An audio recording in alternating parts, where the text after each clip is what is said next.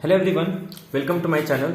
तो आज के इस वीडियो में हम डिस्कस करेंगे लीनियर अलजेब्रा और कॉम्प्लेक्स एनालिसिस के क्वेश्चंस को। ठीक है, तो गेट 2021 के क्वेश्चंस को हम डिस्कस कर रहे थे, जिसमें लास्ट वीडियो में हमने रियल एनालिसिस के क्वेश्चंस को डिस्कस किया था। तो वैसे ही आज के इस वीडियो में लीनियर अलजेब्रा और कॉम्प्लेक्स एनालिसिस, ये दो टॉपिक के क्वेश्चंस को हम डिस्कस करेंगे। ठीक है, तो स्टार्ट करते हैं क्वेश्चंस को।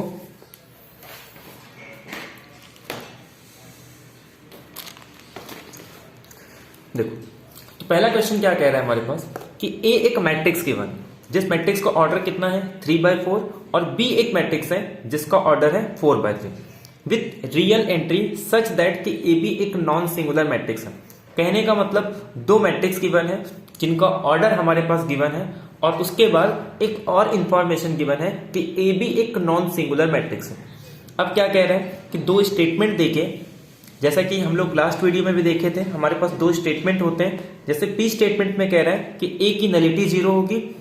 क्यों कह रहा है कि बी ए एक नॉन सिंगुलर मैट्रिक्स होगा। अब ये टाइप के क्वेश्चंस हमने ऑलरेडी बहुत सारे किए हैं जब हम नेट के क्वेश्चंस को डिस्कस कर रहे थे, तो इस तरीके के कॉन्सेप्ट को हमने डिस्कस किया था। ठीक उसी तरीके से उसी कॉन्सेप्ट को हम यहाँ पे यूज करेंगे।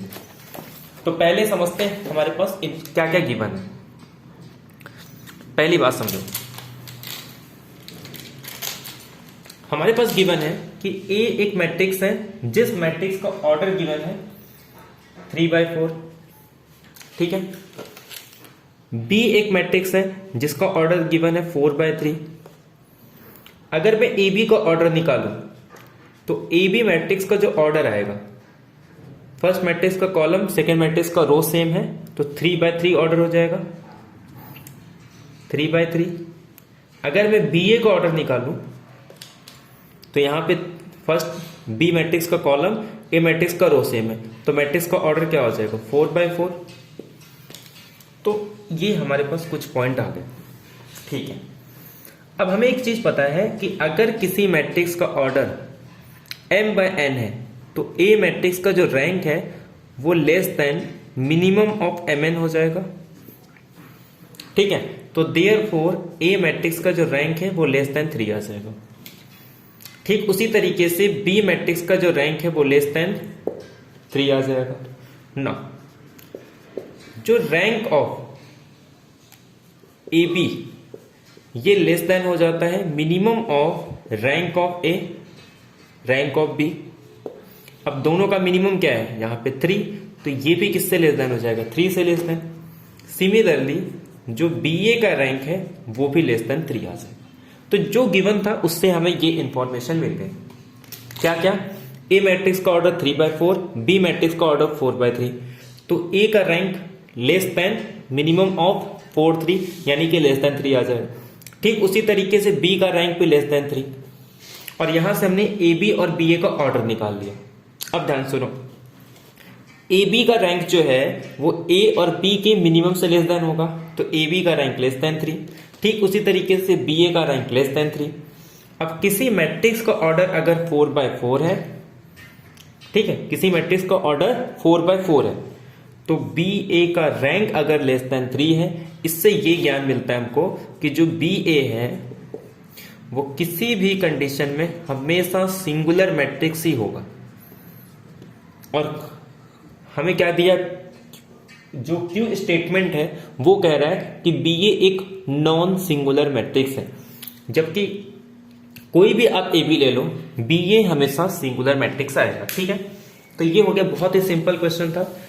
हमें ये देखो, एक तो हम काउंटर एग्जांपल लेके भी कर सकते हैं, काउंटर एग्जांपल से भी आ जाएगा, बट जरूरत नहीं है क्योंकि हमारे पास रिजल्ट ऑलरेडी है। अब देखो, तो ये तो हो गया कि क्यू स्टेटमेंट से हमें ये पता चला कि B A is singular matrix, ये होना चाहिए था। बट पी स्टेटमेंट में यहां पे क्या होना चाहिए था, सिंगुलर मैट्रिक्स, जबकि दिया क्या है नॉन सिंगुलर मैट्रिक्स। तो ये स्टेटमेंट रॉन्ग हो गया। कब राइट होता, जब वो सिंगुलर कहता। पी स्टेटमेंट की बात करते हैं। देखो, पी स्टेटमेंट ये कह रहा है कि जो नलिटी आएगी ए की वो 0 आएगी। ठीक है, कोई दिक्कत नहीं। Nullity of A plus rank of A is equal to column हो गए। ए का कॉलम कितना है 4, तो देयरफॉर जो नलिटी ऑफ ए होगा वो 4 माइनस रैंक ऑफ ए आ जाएगा। अब एक बात बताओ, रैंक ए कितना हो सकता है? रैंक ए की वैल्यू या तो 0 होगी, अगर ये 0 आ गया तो ये 4, अगर ए रैंक 1 हो गया तो वैल्यू 3, अगर ये रैंक 2 हो गया तो इसकी वैल्यू 2, और रैंक अगर 3 आ गई तो यहां पे ये 1। तो मतलब ये ग्रेटर देन 1 होगा। कैसे? क्योंकि मैं इसको ऐसे लिख सकता हूं कि ये हमेशा ग्रेटर देन 1 होगा, सिंस क्योंकि नलिटी ऑफ ए हमेशा लेस देन 3 है। तो अगर ये 3 आ जाएगा तब भी 1, 2 आ जाएगा तो 2, 3 आ जाएगा तो 1 आ जाएगा तो 3, बट ये हमेशा ग्रेटर देन 1 होगा। इससे ये पता चला कि नलिटी ऑफ ए, अब इसको ऐसे लिखो, ग्रेटर देन 1 आ रहा है, जबकि वो ये कह रहा है कि जो नलिटी है वो 0 आना चाहिए। तो देयरफॉर ये जो हमारा पी स्टेटमेंट है ये भी रॉन्ग है। तो हमने कुछ नहीं किया। एक तो रैंक नलिटी थ्योरम बहुत इंपॉर्टेंट है, चाहे मैं CSIR नेट की बात करूं या फिर ऐसे बहुत सारे एग्जाम्पल हैं जहां पे हम लोग डायरेक्टली और इनडायरेक्टली रैंक नलिटी थ्योरम का यूज करते हैं। तो इसके एप्लीकेशन को बहुत यूज किया जाता है। आई होप आपको ये क्लियर हो गया होगा कि बहुत ही सिंपल क्वेश्चन है ये।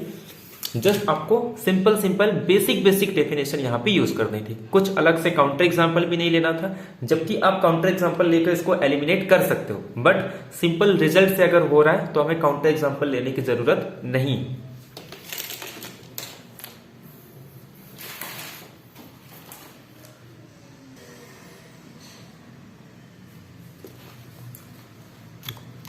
अब देखो सेकेंड स्टेटमेंट क्या गिवन है, क्वेश्चन देखो, टी एक लीनियर ट्रांसफॉर्मेशन है, कहां से कहां तक? आर क्यूब से लेके आर क्यूब तक। Be a linear transformation. हमारे पास गिवन क्या है? कह रहा है कि टी पे जो 1 1 1 इसकी इमेज है वो 1 -1 1 है।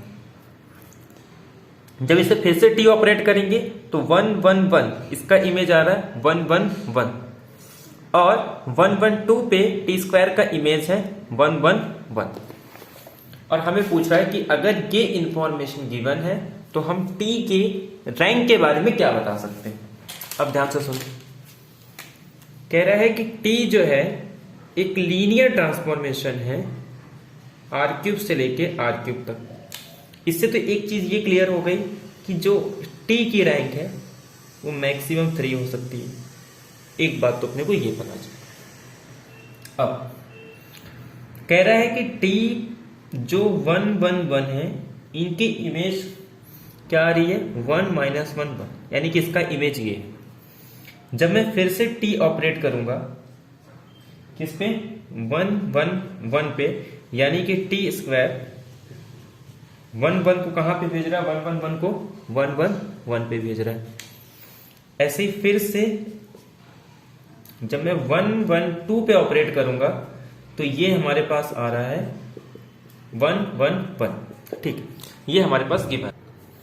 अब इसी चीज को उसने कॉलम में लिखा है, बट हम जो कंफर्टेबल है ना वो कुछ इस तरीके से रो वाइज में, तो इसके लिए मैंने इसको कॉलम के प्लेस पे रो में लिखा। इससे एक फायदा तो ये है कि इसमें हम लोग कंफर्ट जोन में समझते हैं, दूसरी चीज ये है कि इससे हमारा स्पेस बचता है। ठीक है, तो ये 2 फायदे हैं इस तरीके से लिखने, कोई दिक्कत नहीं आती। सेम वही मीनिंग है चाहे मैं कॉलम में लिखूं या इस तरीके से लिखूं। अब थोड़ा ध्यान दें, इसकी इमेज ये आ गई, इसकी इमेज ये आ गई, इसकी इमेज ये आ गई। अब मैं आपको एक रिजल्ट रिकॉल कराता हूं। जैसे फॉर एग्जांपल कोई एक मैट्रिक्स है, जो आप इसका ए स्क्वायर लोगे, ए क्यूब लोगे, तो धीरे धीरे इसकी रैंक क्या होगी? या तो सेम रैंक रहेगी या तो धीरे धीरे इसकी रैंक डिक्रीज होती है। कहने का मतलब क्या है कि अगर suppose rank of A greater than rank of A square greater than rank of A cube, ऐसे कंटिन्यू चलता है। इसका हम यूज भी बहुत आगे करते हैं। नलिटी में ये चीज उल्टा हो जाती है कि ये लेस देन ए स्क्वायर नलिटी ए क्यूब, तो ये दो रिजल्ट हमें यहाँ पे यूज करना है, इसके एप्लीकेशन को हम यहाँ पे यूज करेंगे। और किस तरीके से यूज करेंगे देखो, तो ये इंफॉर्मेशन हमारे पास गिवन है, टी के रैंक के बारे में पूछा है, टी स्क्वायर का हमारे पास कुछ गिवन है। तो कहीं से भी अगर मुझे टी स्क्वायर के रैंक के बारे में पता चल जाए तो मैं ये कह सकता हूं कि मैं टी के रैंक के बारे में बता सकता हूं। एग्जैक्ट तो नहीं बता सकता हूं, बट वो किससे लेस देन होगा, किससे ग्रेटर देन होगा, एक इनइक्वालिटी हमको मिल जाएगी। ठीक है, अब थोड़ा ध्यान दो, हमारे पास टी स्क्वायर पे एक तो 1 1 1 की इमेज गिवन है और यहां पे 1 1 2 का इमेज गिवन है, 1 1 2, इन दो एलिमेंट का इमेज गिवन। किसी तरीके से किसी और एक एलिमेंट का इमेज मिल जाए ना तो मुझे इसकी मैट्रिक्स मिल जाएगी। ठीक है, और उस मैट्रिक्स का यूज करके मैं क्या बता सकता हूं, उसके रैंक के बारे में बता सकता हूं। क्योंकि एक देखो, ये दो तो हमारे पास मिल गया, कंपोनेंट है, तो अगर किसी तरीके से किसी और एक वेक्टर का मिल जाए, जैसे कि अगर इसका इमेज मिल जाए तो 3 वेक्टर का अगर मिल गया तो उनकी इमेज का यूज करके मैं एक मैट्रिक्स बना सकता हूं। अब थोड़ा ध्यान दो, हम उसको किस तरीके से करेंगे। मैंने कहा कि मेरे पास ये गिवन है टी स्क्वायर 1 1, ये मेरे पास क्या गिवन है 1 1 1। अब थोड़ा ध्यान दो, मैं इसको कैसे लिख सकता हूं, टी कंपोजिट टी मतलब टी ऑफ टी 1 1 1। इससे होगा क्या, क्योंकि ये इमेज हमारे पास ऑलरेडी गिवन है, मैंने कहा कि टी 1 -1 1, ये हमारे पास हमको ये मिल गया। अब इसकी वैल्यू तो हमारे पास ऑलरेडी गिवन है ना, तो 1 1 1, तो इससे ये पता चल गया कि टी 1 -1 1 की वैल्यू 1 1 1। अगर मैं इस पर फिर से टी स्क्वायर ऑपरेट कर दूं तो टी 1 1 1 की वैल्यू कितनी है 1 -1 1। तो इससे हमारे पास टी स्क्वायर पे इस वेक्टर का भी इमेज मिल गया। तो हमारे पास देखो इनका इमेज भी मिल गया कि 1 1 1 को कहां भेज रहा है 1 1 1 पे, 1 1 2 को कहां भेज रहा है 1 1 1 पे, और 1 -1 को कहां भेजा जा रहा है 1 -1 1। ठीक है, तो ये हमारे पास इनका यूज करके मैं एक मैट्रिक्स अब बना सकता हूं। अब थोड़ा ध्यान दो, मैं अगर एक मैट्रिक्स बनाऊं 3 by 3 ऑर्डर का, किसका टी स्क्वायर का, तो जो टी स्क्वायर का एक मैट्रिक्स बनेगा यहां पे, एक क्या बनेगा यहां से देखो 1 1 1, सेकेंड क्या बनेगा फिर से यहां पे 1 1 1, और थर्ड क्या बनेगा यहां से 1 -1 1।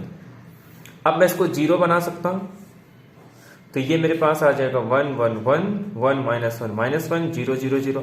अगर इसको माइनस करूं तो ये आ जाएगा मेरे पास 0 0 -2। तो इस मैट्रिक्स का रैंक कितना आ गया 2। तो देयरफॉर यहां से हमारे पास टी स्क्वायर की रैंक आ गई।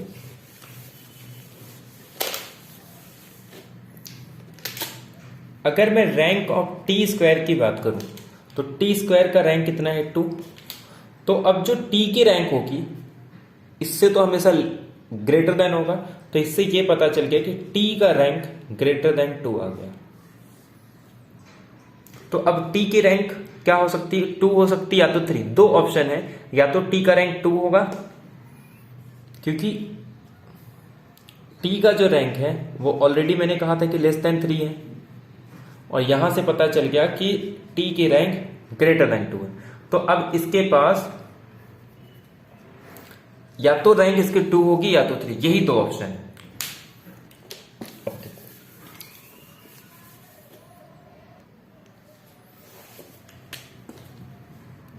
अब मैं रैंक नलिटी थ्योरम की अगर बात करूं, रैंक नलिटी थ्योरम क्या कहता है कि rank of T square plus nullity of T square is equal to column of the matrix. तो देयरफॉर यहां से जो टी स्क्वायर की नलिटी आ जाएगी वो 3 - 2 यानी कि 1, और नलिटी टी स्क्वायर 1 है। इससे पता क्या चलता है कि कोई भी लीनियर ट्रांसफॉर्मेशन या मैट्रिक्स अगर उसका नलिटी 0 नहीं आ रहा है तो मतलब 1 1 नहीं होगा, और 1 1 नहीं तो इसका मतलब वो सिंगुलर मैट्रिक्स है। तो therefore nullity of T square, sorry, अगर ये टी स्क्वायर इज का नलिटी अगर 1 है तो इसका मतलब ये हो गया कि T square is a singular matrix.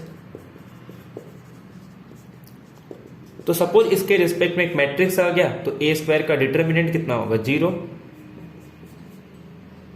तो determinant of A into determinant of A is equal to 0। इससे यह पता चल गया कि ए का डिटर्मिनेंट 0 है। तो ए यानी कि टी का डिटर्मिनेंट 0, मतलब टी कैसा मैट्रिक्स है, टी एक नॉन सिंगुलर मैट्रिक्स हो गया। अब टी अगर एक नॉन सिंगुलर मैट्रिक्स है तो टी का रैंक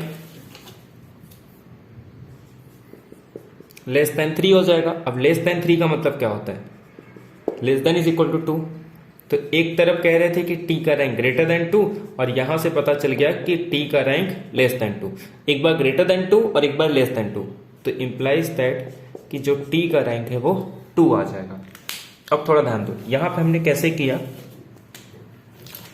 हमसे पूछा जा रहा था कि टी के रैंक के बारे में पता करो। हमने क्या किया, जो इंफॉर्मेशन गिवन थी उसका यूज करके हमने टी स्क्वायर की रैंक निकाल ली और टी स्क्वायर का जो रैंक है वो 2 के इक्वल आ गया।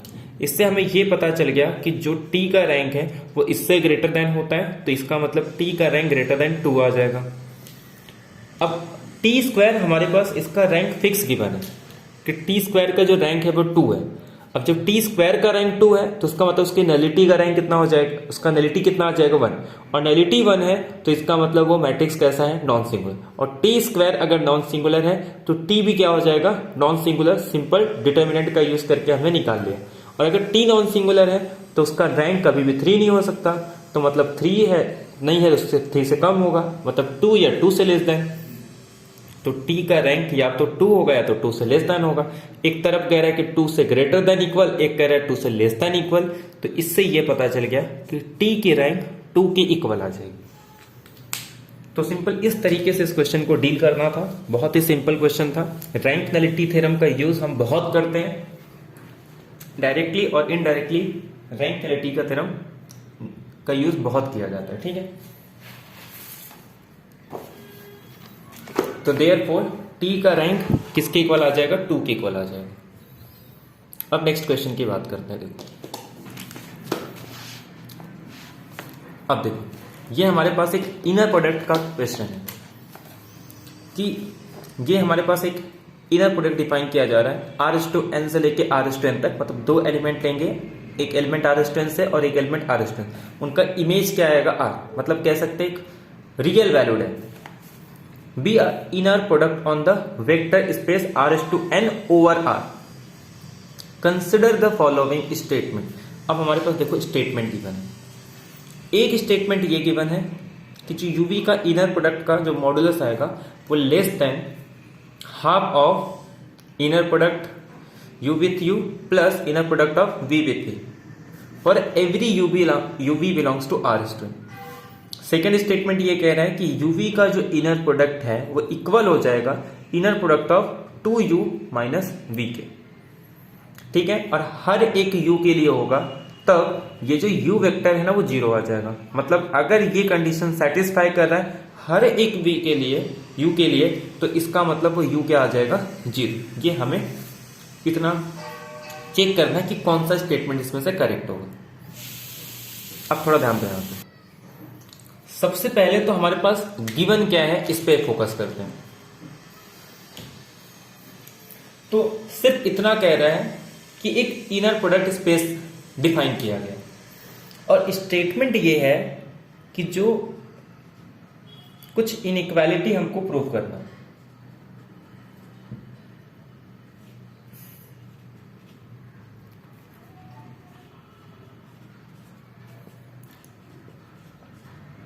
ठीक, अब ये हमें प्रूव करना है। आपको इसको देख के कुछ समझ में आ रहा है ये कहां से मिलता है हमको।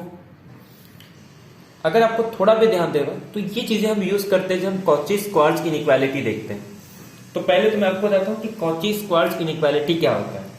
कॉची-स्क्वार्ट्ज इनइक्वालिटी ये कहता है कि जो इनर प्रोडक्ट यूवी का जो डिस्टेंस होगा वो less then norm of u into norm of v होगा। तो ये आपको पता होना चाहिए, क्योंकि यहां पे ही हम इसका यूज करते हैं। तो कहने का मतलब क्या है कि इस इनइक्वालिटी का कहीं ना कहीं हमको यूज करना है, ये बात तो आपको पहले पता होनी चाहिए। अब ध्यान दो, इसका मतलब क्या होता है,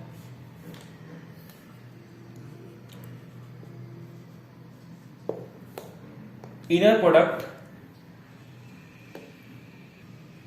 का जब हम रूट लेते हैं तो ये हमारे पास आ जाता है।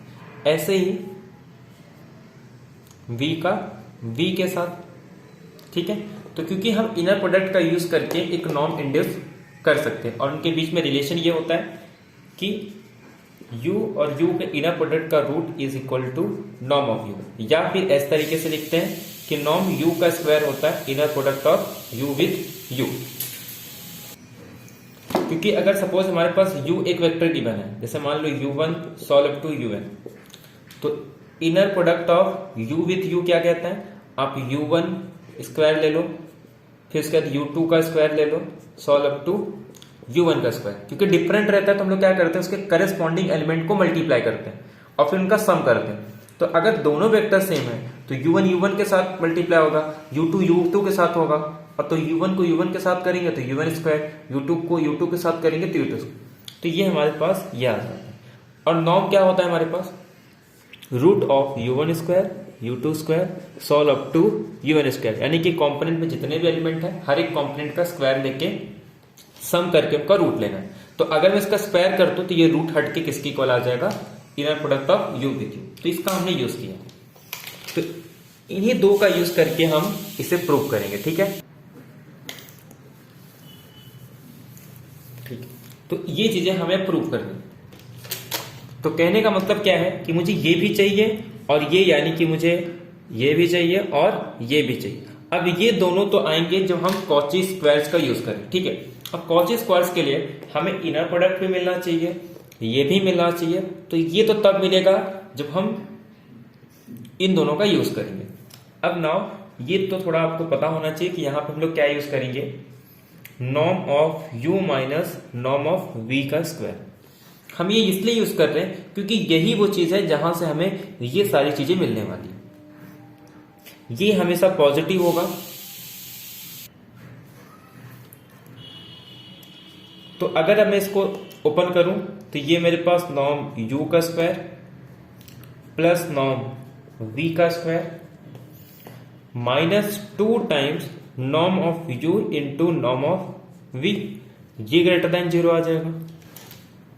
Implies that norm of u का square plus norm of v का square is greater than 2 times norm of u into norm of v, implies that norm of u का square plus norm of v का square greater than 2 into. अच्छा, अब ये किससे greater than होता है, ये अब भी हम लोग पढ़ के हैं कि ये ग्रेटर देन हो जाता है इससे। हो गया, जो हमें चाहिए था वो मिल गया। इसको यहां पे लिख दो, modulus of inner product of u with v is less then 1/2 norm of u का square plus norm of v का स्क्वायर। इसको हम लोग क्या लिख सकते हैं, inner product of u with u plus inner product of v with. तो दो चीजें यहां पे यूज हुई। एक तो ये हमें स्टार्टिंग के माइंड में आना चाहिए कि हमें कुछ इस तरीके से करना। ये तभी कर सकते हो जब इस टाइप के क्वेश्चंस आपने किए हो, ठीक है। सेकेंड, तो हमें ये कॉची स्क्वायर इनइक्वालिटी पता होना चाहिए। वैसे तो जैसे ये आ गया था, हमें समझ में आ जाना चाहिए यहाँ पे हमें कॉची स्क्वायर इनइक्वालिटी का यूज करना है, बट किस तरीके से यूज करना है ये इंपॉर्टेंट था। आई होप आपको ये पॉइंट क्लियर हो गया होगा। तो इसका मतलब ये स्टेटमेंट ट्रू है। अब आते हैं सेकेंड स्टेटमेंट में। तो पी स्टेटमेंट तो हमारा यहाँ पे करेक्ट हो गया। अब सेकेंड स्टेटमेंट क्या कर रहा है, तो ध्यान दो। सेकेंड स्टेटमेंट ये कह रहा है कि u v का जो इनर प्रोडक्ट है वो अगर इक्वल आ जाता है इनके हर एक u के लिए और एवरी u के लिए, तो v 0 आ जाएगा, ठीक है। अगर हर एक u के लिए ये ट्रू है तो इसका मतलब इनर प्रोडक्ट जो v का है, सॉरी u वेक्टर जो है वो 0 आ जाएगा, ये कह रहे हैं। चलो देखते हैं ये भी ट्रू है या नहीं। अच्छा, ये इक्वल है, तो एक काम करते हैं, इसको तो अगर मैं इसको यू वी अगर ये साइड लेके आ जाऊं तो ये आ जाएगा 2u minus V is equal to 0। देखो यहां पे भी u है, यहां पे भी v है, यहां पे भी, यहां पे भी। अब ये तो स्केलर है, इसको हम लोग बाहर ले सकते हैं। Inner product of u with v, यहां से माइनस माइनस ये प्लस आ जाएगा और यहां से 2, और सब रियल में है तो कॉन्जुगेट का तो इसमें कोई रोल ही नहीं है। तो ये 2 प्लस 1 3 टाइम्स 0 ये साइड चले जाएगा, इसका मतलब u v is equal to 0। अब ये कह रहा है कि अगर हर एक u के लिए है तो एक काम करते हैं, ठीक है, मैं यहां पे v को क्या कर सकता हूं, सपोज यहां पे फॉर एवरी v है, ठीक है, तो हर एक v के लिए तो मैं क्या कर रहा हूं, यहां पे इस v को क्या पुट कर देता हूं u, तो इसका मतलब क्या आ जाएगा, नॉर्म ऑफ u का स्क्वायर इज इक्वल टू 0। तो यहां से पता चल गया norm of u is equal to 0 implies that u is equal to 0, क्योंकि नॉर्म का डेफिनेशन है, ये तभी 0 होगा जब u वेक्टर खुद 0 हो। तो देयरफॉर ये भी इसका करेक्ट स्टेटमेंट आ गया, मतलब p और q दोनों ही स्टेटमेंट करेक्ट, ठीक है, तो इसके दोनों स्टेटमेंट करेक्ट आ जाएंगे। अब नेक्स्ट क्वेश्चन जो है ये भी लीनियर ट्रांसफॉर्मेशन का है और बहुत ही सिंपल क्वेश्चन है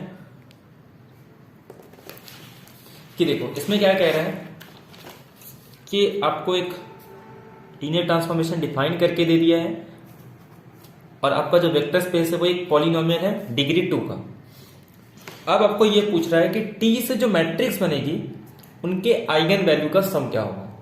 तो आपको जस्ट रिजल्ट यूज करना है, क्या कि जो सम ऑफ आइगन वैल्यू होता है वो ट्रेस ऑफ ए होती है, यानी कि टी के रिस्पेक्ट में एक मैट्रिक्स निकालना, उसी के ट्रेस को निकाल लो, और ट्रेस को ही हम लोग क्या कहते हैं, आइगन वैल्यू का सम। तो सबसे इंपॉर्टेंट यहां पे क्या है, सिर्फ मैट्रिक्स निकालना। बेसिस हम स्टैंडर्ड बेसिस ले लेंगे, 1 का इमेज निकाल लेंगे, x का इमेज निकाल लेंगे x स्क्वायर, और उनको v यहां पे भी सेम v है तो मतलब बेसिस भी सेम है, तो इसी के रिस्पेक्ट में हमको क्या लिखना है, उनके लीनियर कॉम्बिनेशन में लिखना है, और जो भी स्केलर आएगा उसको कॉलम में लिख के हमें एक मैट्रिक्स मिल जाएगा, ठीक है।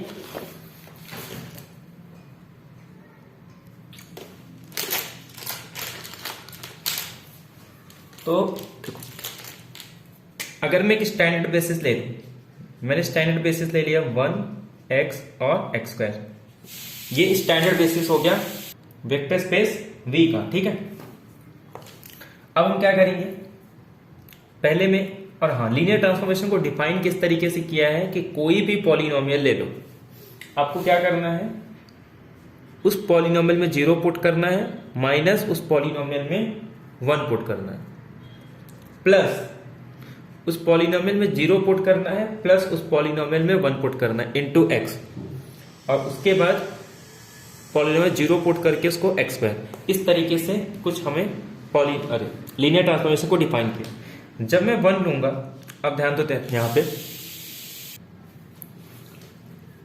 तो यहां पे ध्यान दो, मैं 0 पुट करूं या 1 पुट करूं कुछ फर्क नहीं पड़ता यहां पे, ये तो हर केस में 0 ही आ जाएगा, मतलब 0 इंटू 1 प्लस x के साथ में क्या आएगा। अब देखो कांस्टेंट पे चाहे 0 पुट करो चाहे 1 पुट करो, आंसर तो हमेशा क्या आने वाला है, सेम वही वैल्यू आने वाली है।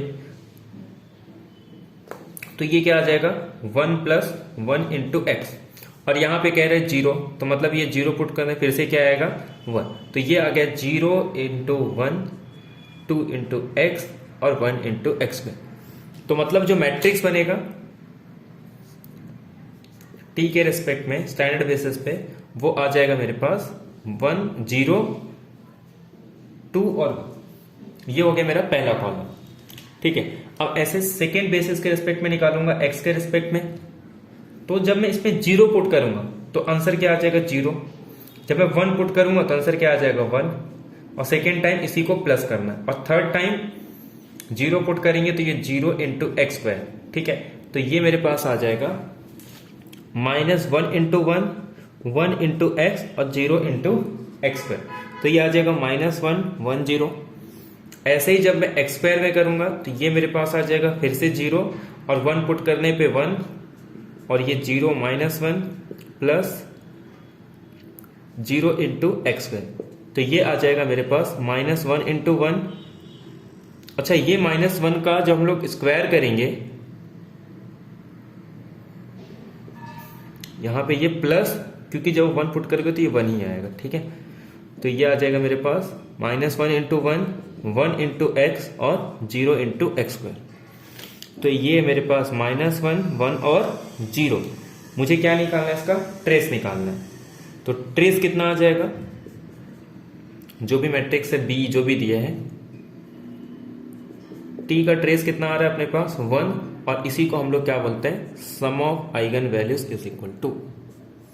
तो ये भी क्वेश्चन भले गेट का हो, लेकिन बहुत ही सिंपल क्वेश्चन है। जस्ट आपको पता होना चाहिए कि अगर आप कोई बेसिस देके लीनियर ट्रांसफॉर्मेशन डिफाइन किया हो तो उसके रिस्पेक्ट में एक मैट्रिक्स कैसे फाइंड आउट किया जाता है, जस्ट आपको वो पता होना चाहिए। और एक ये सबसे सिंपल रिजल्ट जो कि काफी एग्जाम्स में आता है कि sum of eigen value is equal to trace of A, या फिर जब हम कैरेक्टरिस्टिक पॉलीनोमियल में लिखते हैं तो जो x⁻n−1 का जो कोएफिशिएंट होता है उसी को हम लोग क्या कहते हैं? ट्रेस ऑफ ए, और इसी को कहते हैं सम ऑफ आइगन वैल्यू। तो ये दो इंपॉर्टेंट चीजें आपको पता होनी चाहिए। तो ये हमारा गेट 2021 के जितने भी लीनियर अलजेब्रा के क्वेश्चन थे वो कंप्लीट हो गए। एक क्वेश्चन जो मैंने आपको बताया था काउंटर एग्जांपल वाला, वो यहाँ पे नहीं, बाकी सारे क्वेश्चन हमने डिस्कस कर लिए। अब हम बात करते हैं कॉम्प्लेक्स एनालिसिस के क्वेश्चंस को, ठीक है। तो कॉम्प्लेक्स एनालिसिस के क्वेश्चंस को हम डिस्कस करते हैं।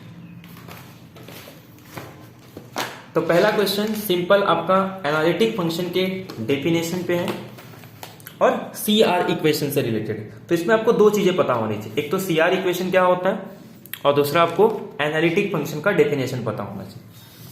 आपको एक एफ डिफाइन किया है जिसमें U इसका रियल पार्ट है, V इसका इमेजिनरी पार्ट है, Z डोमेन का एलिमेंट है, X इसका रियल पार्ट, Y इसका इमेजिनरी पार्ट, बाकी वही सब गिवन है। और कह रहे हैं UX, UY, VX, VI ये इसका फर्स्ट ऑर्डर का पार्शियल डेरिवेटिव है। U रियल पार्ट है F का, V रियल इमेजिनरी पार्ट है with real variable X Y respect value. मतलब ये सब कुछ नहीं है, सबसे इंपॉर्टेंट यहां पे है, देखो G1 Z को डिफाइन किया गया है UX minus I times UY, और G2 को डिफाइन किया गया, मतलब G1 एक फंक्शन इस तरीके से डिफाइन किया है, G2 एक फंक्शन इस तरीके से डिफाइन किया। अब पूछ रहा है कि इसमें से कौन सा एनालिटिक है? क्या दोनों एनालिटिक है, ये एक भी एनालिटिक नहीं है, या फिर दोनों एनालिटिक नहीं है? बहुत ही सिंपल क्वेश्चन है, सिंपल एनालिटिक के डेफिनेशन पे है ये। अब थोड़ा ध्यान,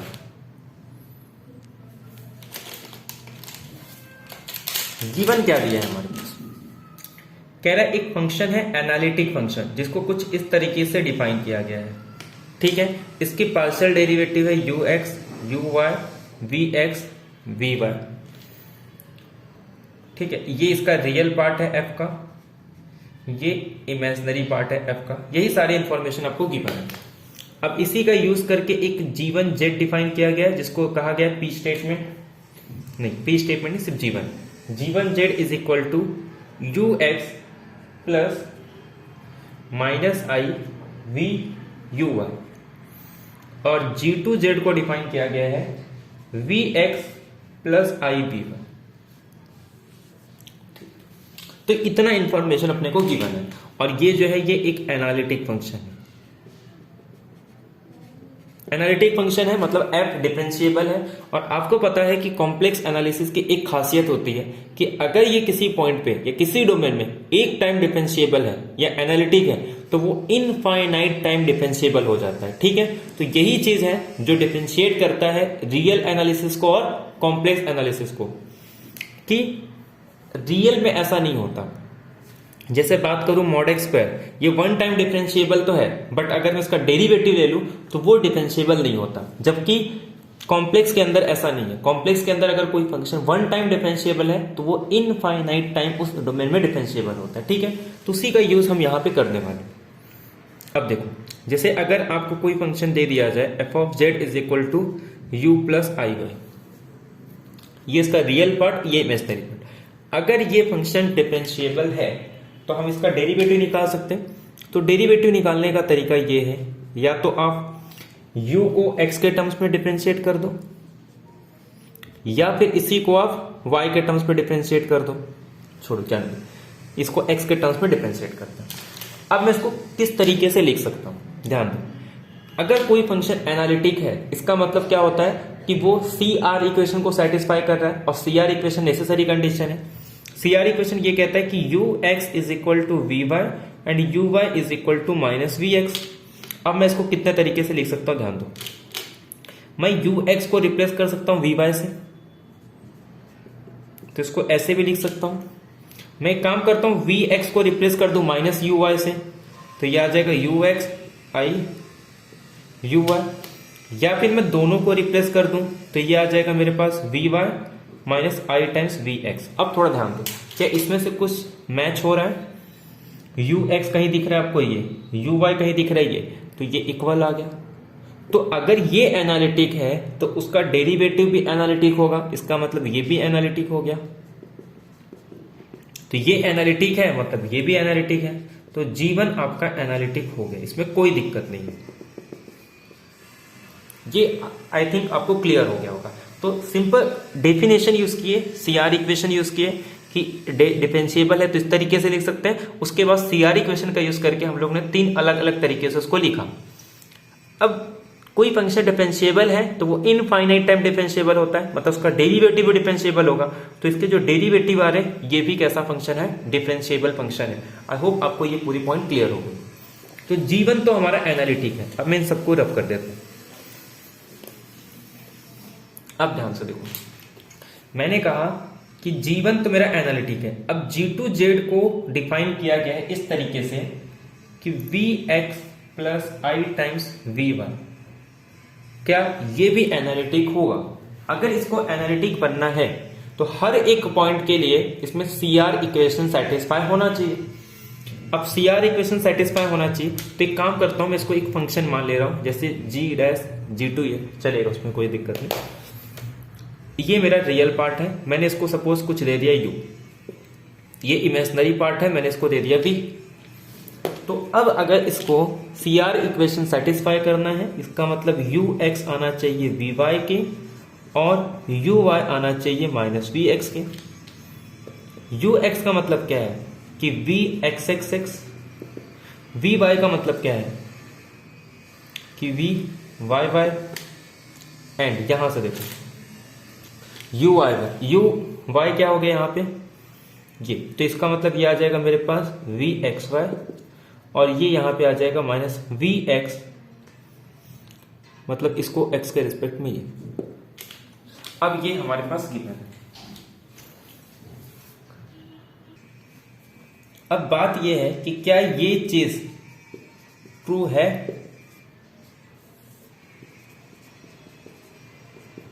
अब ये जो चीजें हैं, अगर सीआर इक्वेशन सेटिस्फाई होना चाहिए तो हर एक पॉइंट के लिए सेटिस्फाई होना चाहिए, बट ये चीजें हर पॉइंट के लिए ट्रू नहीं है। अगर कोई फंक्शन एनालिटिक है तो वो हार्मोनिक फंक्शन होता है कि U X X plus U Y Y is equal to 0 and V X X X plus V Y Y is equal to 0। तो ये कंडीशन सेटिस्फाई होती है, न कि ये कंडीशन। तो ये तो हमें इंप्लाई नहीं करता। हाँ, अगर ऐसा कुछ होता तब हम कह सकते थे ये एनालिटिक फंक्शन है, बट यहाँ पे ऐसा कुछ नहीं दिया ना। तो ये इन जनरल ट्रू कह सकते हैं हम लोग जब तक कि वो कॉन्टिन्यूस ना, बाकी ये तो ट्रू इन जनरल नहीं होता है। तो देयरफॉर जिसके बारे में हम लोग कुछ नहीं कह सकते, तो ये नहीं कह सकते कि ये करेक्ट होगा, मे और मे नॉट बी। तो देयरफॉर ये ऑप्शन आपका इनकरेक्ट हो जाएगा कि पहला तो एनालिटिक है लेकिन सेकेंड के बारे में हम कुछ नहीं कह सकते। आई होप आपको ये पॉइंट क्लियर हो गया होगा कि फर्स्ट स्टेटमेंट जो है हमारे पास जीवन एनालिटिक है फर्स्ट फंक्शन, लेकिन सेकेंड फंक्शन एनालिटिक नहीं होगा। अब देखो क्वेश्चन नंबर 2। ये क्वेश्चन काफी अच्छा है, जो कि ग्रीन्स थ्योरम अगर आपको पता है तो ये क्वेश्चन बहुत ही सिंपल हो जाता है। कह रहा है आपको एक डिनोट कर रहा है, टाउ डिनोट कर रहा है boundary of the square region. आपको एक स्क्वायर रीजन गिवन है आर विथ वर्टाइसेस, एक पॉइंट आपका 0 0, एक पॉइंट आपका 2 0, एक पॉइंट आपका 2 2 और एक पॉइंट आपका 0 2। ये आपका ओरिजिन 0 0 हो जाएगा, ये आपका x2 y0, ये आपका x और y दोनों 2 2, और ये आपका x0 y2 2। ये आपको एक रीजन गिवन है। अब आपको कह रहा है कि in the counter clockwise direction, मतलब एक काउंटर क्लॉकवाइज डायरेक्शन मतलब इस डायरेक्शन में आपको एंटी क्लॉकवाइज डायरेक्शन में एक कर्व है, मतलब ये पूरा इसका जो बाउंड्री है इसे हम लोग क्या कंटूर बोल रहे हैं। अब ये आपको इस इंटीग्रेशन की वैल्यू पूछ रहा है कि इस कंटूर पे इस इंटीग्रेशन की वैल्यू क्या होगी। अब इसमें हमको ग्रीन्स थ्योरम यूज करना है। अब ग्रीन्स थ्योरम क्या होता है, हमने रियल एनालिसिस के अंदर जैसे गॉस डाइवर्जेंस थ्योरम देखा था, वो हम कब पढ़ते हैं, जब 3 वेरिएबल, तो 2 वेरिएबल्स में हम लोग क्या करते हैं, ग्रीन्स थ्योरम पढ़ते हैं। ये क्या कहता है, ध्यान दो, अगर मान लो कोई डोमेन ई है regular with respect to what the axis is bounded by contour C। मान लो ये हमारे पास एक डोमेन है ई है, रेगुलर डोमेन, किसके रिस्पेक्ट में, एक्सिस के रिस्पेक्ट में, मतलब बाउंडेड रीजन होना चाहिए। मैं एक कंटूर है जो कि एक बाउंडेड कंटूर है, यानी कि पूरा रीजन मेरा किसी से बाउंडेड है, और 2 फंक्शन है single valued function which along with their partial derivative, जिसमें उसका जो पार्शियल डेरिवेटिव है कॉन्टिन्यूअस होने चाहिए, एफ वाई और जी एक्स।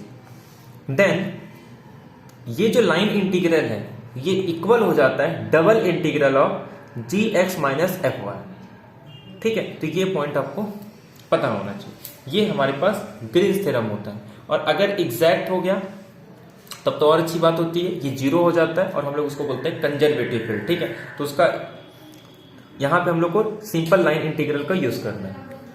अब ध्यान दो, ये हमारे पास गिवन है, तो यहां से मैं अगर इसको कंपेयर करूं, वैसे इसको भी देख के समझ में आ जाता है कि हमें यहां पे लाइन इंटीग्रल का यूज करना है। अगर मैं इसको कंपेयर करूं यहां से, ये देखो ये dx, ये मेरे पास dy, तो यहां से मेरे पास f की वैल्यू आ जाएगी 1 माइनस वाई स्क्वायर, और यहां से g की वैल्यू आ जाएगी x। अब थोड़ा ध्यान दो, ग्रीन्स थ्योरम क्या कहता है कि इस लाइन इंटीग्रल की वैल्यू किसकी इक्वल आ जाएगी, डबल इंटीग्रल उस रीजन पे gy minus fx dx dy। अब यहां पे हमारे पास f गिवन है 1 माइनस वाई स्क्वायर और g गिवन है x स्क्वायर, तो डबल इंटीग्रल ऑफ, अगर मैं इसको y के रिस्पेक्ट में करूं तो ये क्या आ जाएगा मेरे पास माइनस 2y, और अगर मैं इसको x के रिस्पेक्ट में करूं तो ये मेरे पास आ जाएगा, सॉरी g को y के रिस्पेक्ट में करेंगे, तो इसको y के रिस्पेक्ट में करूंगा तो ये मेरे पास f मेरे पास क्या, ध्यान दो, f मेरे पास 1 माइनस वाई स्क्वायर है, तो जैसे ही मैं इसको x के रिस्पेक्ट में करूंगा तो ये मेरे पास 0 आ जाएगा। ठीक है, और g मेरे पास है x स्क्वायर, जैसे ही मैं इसको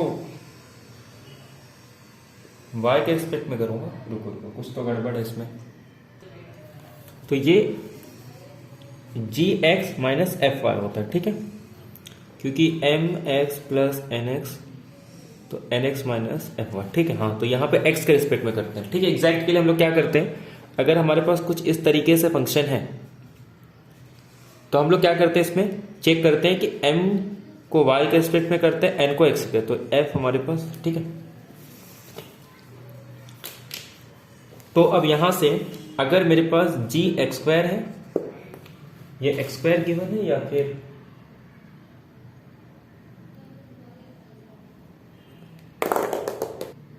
ये x गिवन है, सॉरी।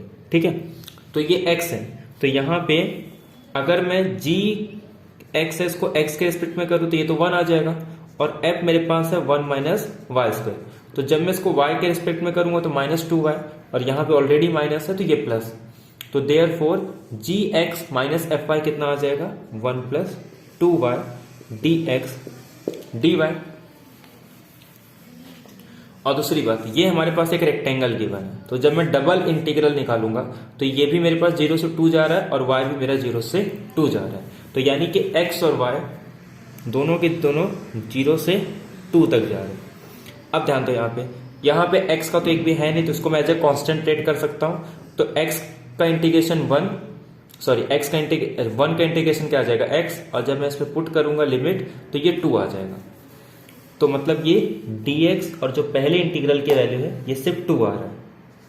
अब मैं इसको जब इंटीग्रेट करूंगा तो ये मेरे पास y, ये वाई स्क्वायर बाई 2 से 2 कैंसिल, ये सिंपल वाई स्क्वायर आ जाएगा, और जब मैं इसको यहाँ पुट करूंगा तो ये 2 प्लस 2 का स्क्वायर 4, यानी कि आंसर मेरे पास 12 आ जाएगा। ठीक है, तो देयरफॉर इसका जो इंटीग्रेशन की वैल्यू आ रही है वो कितनी आ रही है, 12 आ रही है। तो सिंपल लाइन इंटीग्रेशन का यूज करके और ग्रीन्स थ्योरम का अगर स्टेटमेंट हमको पता है तो इस क्वेश्चन को हम इजीली डील कर सकते हैं। ठीक है,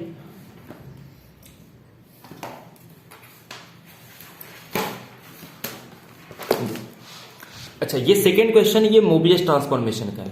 अब ऐसे क्वेश्चन अगर आपको एग्जाम में देखने को मिलते हैं तो ऐसे क्वेश्चन को आप अवॉइड कर सकते हो, क्योंकि ये काफी लेंदी हो जाता है। इसमें देखो, आपको टी एक बाइलिनियर ट्रांसफॉर्मेशन गिवन है, या फिर इसी को हम लोग मोबियस ट्रांसफॉर्मेशन कह सकते हैं। आपको देखो Z1 पॉइंट गिवन है, Z2 गिवन है, Z3 गिवन है, और इस पे इसका इमेज भी गिवन है। W1 is equal to 10, W2 is equal to 5-5 और W3 इज इक्वल टू 5+5। और आपको पता है कि जो क्रॉस रेशो होता है, क्रॉस रेशो क्या होता है पहले ध्यान दें। अगर आपको 4 पॉइंट गिवन है जैसे कि Z0, Z1, Z2, Z3, तो हम लोग इसका क्या निकालते हैं, क्रॉस रेशो निकालते हैं। कैसे निकालते हैं, Z0 minus Z1, Z1 minus Z2, Z2 minus Z3 और Z3 माइनस Z1। तो ये क्रॉस रेशो चाहे आप इमेज में लो चाहे डोमेन में लो, तो ये क्या आ जाएगा, W0 minus W1, W1 minus W2, W2 minus W3 और W3 माइनस W1। ये दोनों इक्वल आ जाएगा। इन्हीं को सॉल्व करने के बाद आपका ये सॉल्व हो जाएगा। बट ये सॉल्व करने के लिए आपको थोड़ा कैलकुलेशन काम करना होगा, तो जस्ट इसी का यहाँ पे यूज करना है। मैं आपको क्वेश्चन बता देता हूँ, इसमें दिया क्या है। देखो, कह रहा है एक बाइलिनियर ट्रांसफॉर्मेशन है, Z1 की पॉइंट 10 पे जा रही है, Z2 आपको यहां जा रहा है, ये गिवन है। उसके बाद आप क्या करोगे, क्रॉस रेशो का यूज करके इस तरीके से यहां से आप पूरा सॉल्व करोगे तो इस तरीके से आपको ये मिल जाएगा। तो Z की वैल्यू यहां से मिल जाएगी। अब आपको गिवन क्या है कि इमेज पूछा है। किसका इमेज पूछा है कि T ऑफ Z, ये बाइलिनियर ट्रांसफॉर्मेशन इस डोमेन को कहां भेजेगा, कि वो सारे Z जिनका रियल पार्ट लेस देन 0 है। तो आपको ये मिल गया। तो Z अगर आपको गिवन है तो इसका रियल पार्ट कैसे निकालते हो, रियल पार्ट होता है Z plus Z conjugate by 2। तो इसी को यहाँ पे पुट कर दो, इसको सॉल्व करोगे। बहुत ही कॉम्प्लिकेटेड है ये, आप इसको सॉल्व करके इसको सॉल्व। तो ऐसे क्वेश्चन को आप एग्जाम में अवॉइड कर सकते हो स्टार्टिंग में। हाँ, आपके पास टाइम है तभी इन क्वेश्चन को आप सॉल्व करो, ठीक है। अब देखो, बात करते हैं नेक्स्ट क्वेश्चन की। अब इसमें देखो आपको क्या गिवन है, D एक डोमेन दिया है कि वो सारे कॉम्प्लेक्स नंबर जिसे मॉडुलस Z लेस देन 2 पाए, मतलब एक रीजन दिया है जिसमें वो सारे आपको डिस्टेंस आपका कितना 2 पाए है, और आपको जो पॉइंट दिया है सेंटर वो ओरिजिन है। एक फंक्शन डिफाइन किया जा रहा है D से लेके C तक इस तरीके से। अब आपको कह रहा है कि such that f of Z को अगर मैं किसके फॉर्म में लिखूं, इसका पावर सीरीज रिप्रेजेंटेशन लिखूं, तो 6a2 की वैल्यू क्या होगी। और हमें पता है an कैसे निकालते हैं, हम इंटीग्रेशन का यूज करके an निकाल सकते हैं। तो जहां पे n होगा वहां पे 2 पुट कर देंगे, और उसके बाद उस इंटीग्रेशन को सॉल्व करके हम इसकी वैल्यू निकाल सकते हैं। तो देखते हैं इस क्वेश्चन को कैसे सॉल्व करेंगे। देखो, पहले आपको दिया क्या है, पहले वो ध्यान से देखो। ये आपको कह रहा है कि पहले तो आपको एक डोमेन दे दिया गया, वो सारे कॉम्प्लेक्स नंबर सच दैट इनका मॉडुलस लेस देन 2 पाए। इसका मतलब ये है कुछ 2 पाए माइनस 2 पाए माइनस 2 पाए 2 पाए, ये आपको रीजन गिवन, ठीक है। अब सुनो, एक मैप डिफाइन किया है D से लेके C तक, और f ऑफ Z को 3z² upon 1 minus cos Z if Z is non zero, और जब Z की वैल्यू 0 आएगी तो इसको डिफाइन किया गया है 6 से, ठीक है। तो इस तरीके से आपको कुछ डिफाइन किया गया। अब ध्यान से आपको क्या लिखना है, एक पावर सीरीज रिप्रेजेंटेशन लिखना है ANZ⁴n, और इसमें आपको 6a2 की वैल्यू निकालनी है। अच्छा, एक बात बताओ, जब भी आपको पावर सीरीज निकालना हो तो an की वैल्यू क्या होती है, an is nothing but 1/2 pi I integration modulus of Z is equal to R f of Z upon Z⁴n+1 dz। तो अगर आपको a2 निकालना है तो यहां पे आप a2, ये आपका आ जाएगा 3। तो आपको जस्ट ये कैलकुलेट करना है, आप यहां पे f ऑफ Z की वैल्यू पुट कर दो, इस इंटीग्रेशन को सॉल्व कर दो, आपको आंसर मिल जाएगा। तो कहने का मतलब क्या है, आपको इंटीग्रेशन कैलकुलेट करना है। तो a2 is nothing but 1/2 integration of, आपको रीजन क्या दिया है, ये लेस देन 2 और f ऑफ जेड क्या गिवन है आपको, f ऑफ जेड दिया है 3z² upon 1 minus cos Z, और यहां पे z/n+1, तो n के प्लस पे 2 यानी कि ये 3, तो 1/2 modulus of z is less than 2 ये z² कैंसल, तो सिर्फ 3z 1 minus cos Z dz, 3 constant इसको बाहर ले लेता हूं, 3 ये आ जाएगा 2 integration modulus of z is less than 2 1/z 1 minus cos Z, region क्या था मेरे पास, ये 2 अब इसमें ध्यान दो, ये किस पॉइंट पे 0 आएगा, एक तो z इज इक्वल टू 0, ये आ जाएगा cos z is equal to 1। अब कॉस z 1 कब होता है, एक तो जो आपका 0 हो, दूसरा 2 बट 2 कब के रीजन में नहीं, सिर्फ एक ही पॉइंट आएगा। और ये ध्यान दो, इसमें 0 पे कितने ऑर्डर का 0 आएगा, एक तो ये 1 ऑर्डर का, ये भी 0 पुट करने पे 0 आ रहा है, इसका जब मैं डेरिवेटिव लूंगा तो ये 0 साइन 0, तो ये भी क्या आ जाएगा फिर से 0, मतलब 0 पे इसके पास 3 ऑर्डर का 0 है। तो अगर आप लिमिट का यूज करते हो तो लिमिट में क्या करना होगा, उसको 2 टाइम डिफरेंशिएबल करना होगा, तो 2 टाइम इसको डिफरेंशिएट करने में बहुत टाइम लगेगा, तो इसीलिए हम लोग किसका यूज करेंगे, रेसिड्यू थ्योरम का यूज करेंगे। और रेसिड्यू थ्योरम में हम लोग यहाँ पे लिमिट का यूज नहीं करेंगे, बल्कि उसका एक्सपांशन लिखेंगे, और वहां पे जो 1/z का कोएफिशिएंट होगा उसकी हेल्प से हम लोग इसका रेसिड्यू कैलकुलेट करेंगे, ठीक है। तो मैं इसको पूरा रब कर देता हूं। तो कहने का मतलब क्या है, यहाँ पे जो a2 आएगा वो 3 टाइम्स 2 और ये अपॉन में 2 ऑलरेडी है, residue of f of z at origin, ये अपने को निकालना है। और ये किसके हेल्प से निकालेंगे, टेलर सीरीज एक्सपांशन के हेल्प से। अब ये f ऑफ z मेरे पास क्या गिवन है, 1/z 1 माइनस कॉस जेड, तो ये 1 ये ऐसे ही रहेगा। अगर अब मैं इसको ओपन करता हूं तो ये 1 माइनस कॉस जेड क्या होता है, cos Z 1 minus z² upon 2 factorial z⁴/4 factorial, ये ऐसे कंटिन्यू चलते जाएगा। इसमें से ये वाला माइनस हो जाएगा, तो सिर्फ यहां पे मेरे पास बचेगा ये